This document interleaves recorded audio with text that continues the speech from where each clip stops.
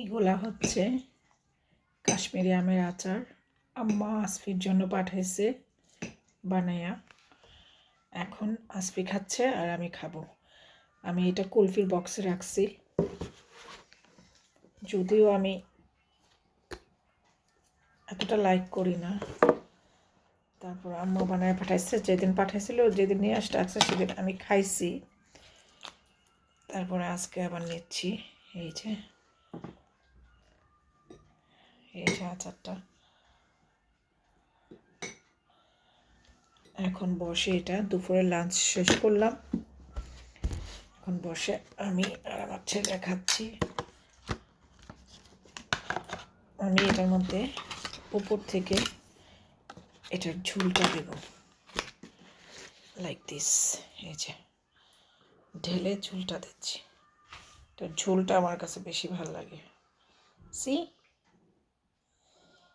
ইয়াস, তুমি নেবা এটার রস? পরে পরে খাবা। এই যে কাশ্মীরি আচারের মেইন হচ্ছে এই যে এরকম জিঞ্জারের পিসগুলা জুলিয়ান কাট করে মানে দেওয়া আদা, আর এরকম মরিচ, লাল যে শুকনো মরিচ, এটাকে এরকম করে বিচিটা ছাড়িয়ে চিকন চিকন করে রিং রিং করে সিজার বা নাইফ যেটাই হোক এটাতে কেটে দিতে হয়। তা এখন আমি এটা খাবো।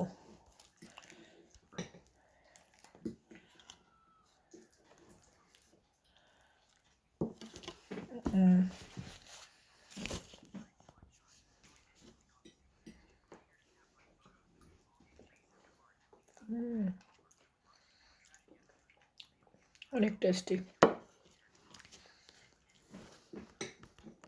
আমার ছেলে কাঁটা চামচ দিয়ে খাচ্ছে কাশ্মীরি আচার। খাও যেভাবে তোমার ভালো, এটার মধ্যে একটু রস দিয়ে উপরে এটা ঝুলটা। তো ঠিক আছে, এখন আমরা মা ছেলে বসে কাশ্মীরি আচার খাই। আম্মার পাঠানো আর আসফির নানুর পাঠানো, মানে নিনার পাঠানো। আম্মা যতদিন আছে ততদিন এইরকম মজার মজার খাবার খাইতে পারবো। আব্বা প্রত্যেক সামারে এবং উইন্টারে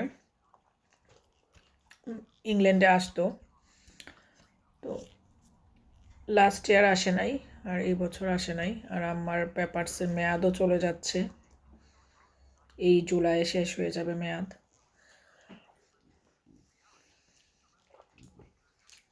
এই যে আমি আমার ছেলের মতো কাঁটা চামচ দিয়ে খাচ্ছি।